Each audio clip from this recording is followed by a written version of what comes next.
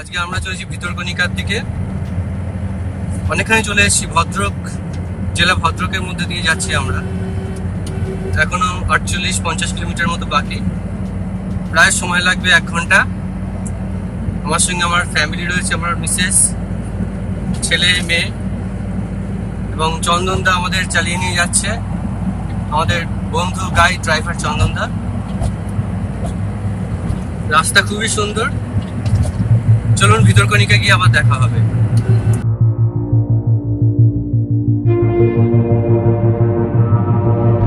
চাঁদবাড়ি জেঠিঘাট থেকে আমাদের মোটরবোট যখন নোঙর তুলল তখন ঘড়িতে সকাল 9টা। আমরা চলেছি ভিতরকণিকা ম্যানগ্রোভ অরণ্য অভিযানে। প্রায় 672 বর্গ কিলোমিটার আয়তন বিশিষ্ট ভিতরকণিকা ওয়াইল্ড লাইফ স্যাংচুয়ারি পরিক্রমায় আজ আমাদের বাহন এই ছোট্ট মোটরবোট, গাইড কালিরাম এবং মাঝি ভোলা। ব্রাহ্মণী বৈতরণীর জলে সূর্যের ঝিকিমিকি আর হিমেল হাওয়ায় পাচ্ছি অ্যাডভেঞ্চারের গন্ধ। গাইড কালিরামের কাছ থেকে জানতে পারলাম যে আমাদের প্রথম গন্তব্য খোলা চেকপোস্ট। এই খোলা চেকপোস্ট থেকেই ভিতরকণিকার গহন অরণ্যে প্রবেশ করার পারমিট সংগ্রহ করতে হয়। ভিতরকণিকা ম্যানগ্রোভ অরণ্যে প্রবেশ করতে গেলে ভুবনেশ্বর বা কটক থেকে খোলা বা গুপ্তি চেকপোস্টে এসে বোট ভাড়া করা যায়। আবার ভদ্রক থেকে চাঁদবালিতে এসেও বোট ভাড়া করা যায় সারাদিন ট্যুর করার জন্য। অথবা পঞ্চলিঙ্গেশ্বর থেকে গাড়িতে চাঁদবালি এসে বোট ভাড়া করা যেতে পারে।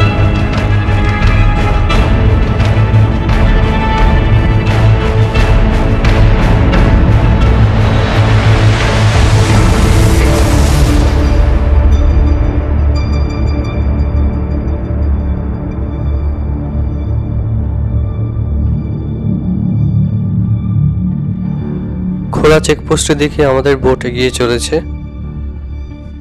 কালিরামের কথা মতো আমরা আমাদের আইডেন্টিটি প্রুফ সঙ্গেই রেখেছি, কারণ এখানকার বন দপ্তরের আধিকারিকরা সেই সব প্রুফ দেখতে চাইবেন। কি নাম জায়গাটা দাদা? খোলা চেকপোস্ট। সামনে যাবো। সামনে কি দেখবো? দেখো আমি সব দেখে দেবো, টেনশন নেই।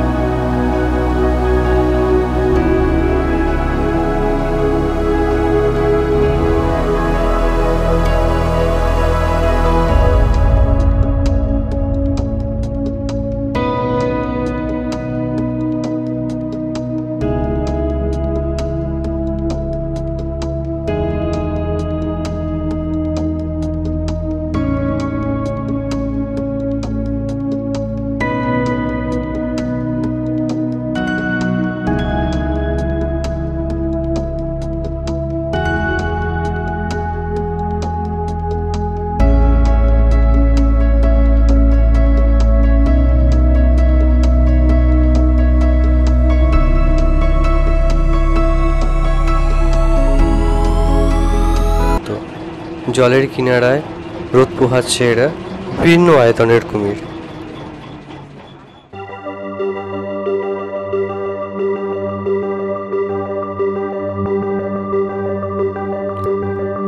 এই লবণাক্ত জলে বাস করছে প্রায় 1700 কুমির।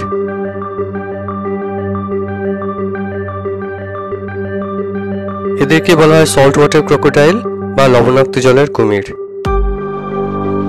ভারতের পূর্ব উপকূলবর্তী অঞ্চল থেকে শুরু করে দক্ষিণ পূর্ব এশিয়া হয়ে উত্তর অস্ট্রেলিয়া পর্যন্ত বিস্তীর্ণ জলভাগ এই সল্ট ওয়াটার ক্রোকোডাইলের বিচরণ ক্ষেত্র। এদের পুরুষ প্রজাতির কুমিরেরা প্রায় 6 মিটার বা 20 ফুট পর্যন্ত দীর্ঘ হয়, ওজন 1000 থেকে 1100 কিলোগ্রাম।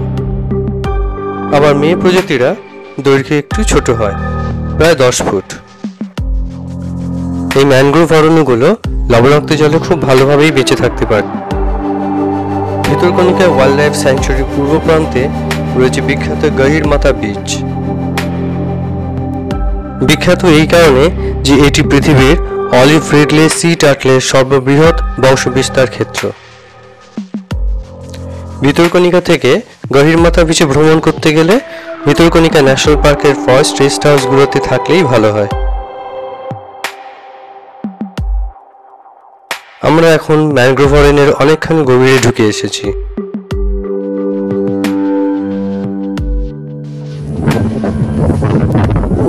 ক্রান্তীয় ও উপক্রান্তীয় অঞ্চলে উপকূলবর্তী এলাকায় সমুদ্রের নোনা জল জোয়ারের প্রভাবে উপকূলের খাড়িগুলো ও মোহনাগুলো দিয়ে ভেতরে ঢুকে আসে এবং এই ম্যানগ্রোভ অরণ্যের বংশবিস্তার ঘটায়।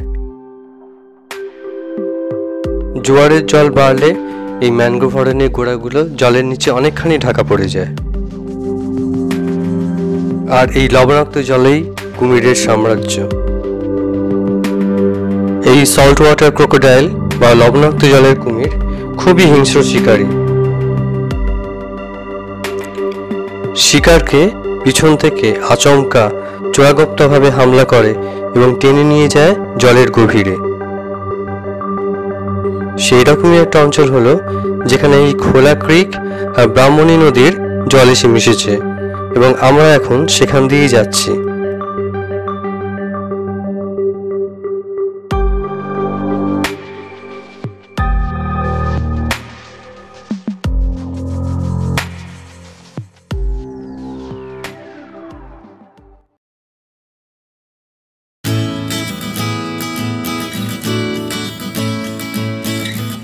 অবশেষে আমরা পৌঁছলাম ভিতরকণিকা ন্যাশনাল পার্কে। এটা ডংমালে সবচেয়ে কোর এরিয়ায় অবস্থিত এই ন্যাশনাল পার্ক। 1998 সালে এই অঞ্চলটিকে জাতীয় উদ্যানের স্বীকৃতি দেওয়া হয়। ভিতরকণিকা ন্যাশনাল পার্কের মধ্যে ঢুকে গেছি আমরা। গাইড বলেছে 1 কিলোমিটারের বেশি হাঁটতে হবে। কুমির এবং আরো অনেক কিছু দেখবো আমরা। খুব সুন্দর জায়গা, সাইডে নারকেল গাছ।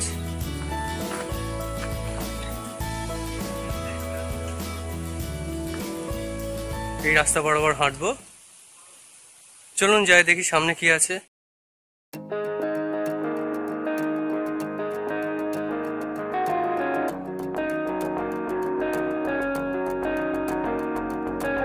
145 বর্গ কিলোমিটার আয়তন বিশিষ্ট এই অঞ্চলটিতে শুধুমাত্র নানা রকম জীবজন্তুই নয়, এখানে আছে বিভিন্ন প্রজাতির দেশি এবং বিদেশি পাখি। এখানকার নির্জন বন্য পরিবেশ মনকে সত্যিই মুগ্ধ করে। জঙ্গলের মধ্যে থেকে প্রকৃতিকে দেখার জন্য এখানে রাত্রিবাসেরও ব্যবস্থা আছে। এখানে চিতল কটেজ, হেতাল হাউস, সুন্দরী ভবন, বাণী ভবন রাত্রিবাসের উপযুক্ত স্থান। এই কটেজগুলো বুক করতে গেলে ecotourorissa.com এই ওয়েবসাইট থেকে অনলাইনে বুক করা যায়। ডেসক্রিপশন বক্সে ওয়েবসাইটটা দেওয়া আছে। এখানকার কুমির প্রজনন কেন্দ্রটি দেখার মতো। খাঁচা দিয়ে ঘেরা একটি স্থানে কুমিরদের জন্ম এবং বেড়ে ওঠা। তারপর একসময় এদের স্থান হবে ভিতরকণিকা ওয়াইল্ড লাইফ স্যাংচুয়ারির লবণাক্ত জলে। এখানে রয়েছে একটি মিউজিয়াম, এটাকে বলা হয় ভিজিটার্স ইনফরমেশন সেন্টার।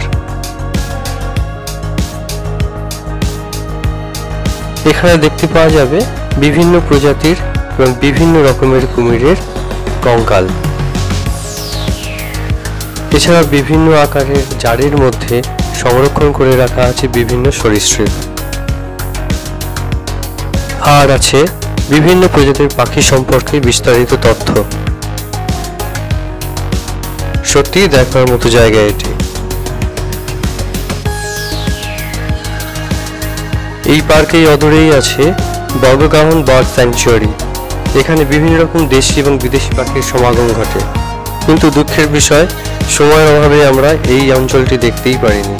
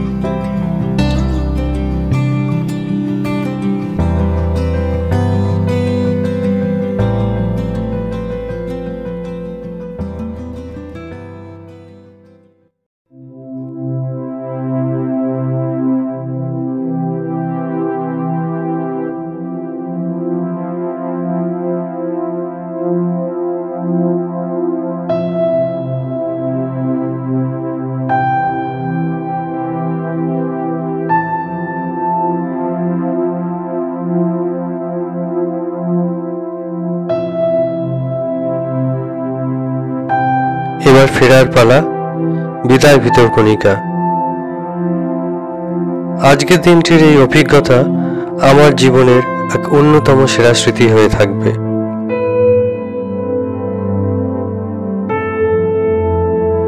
ভিতরকণিকা, তুমি থাকো তোমার অনাবিল অকৃত্রিম সৌন্দর্য নিয়ে, নীরবে নিভৃতে,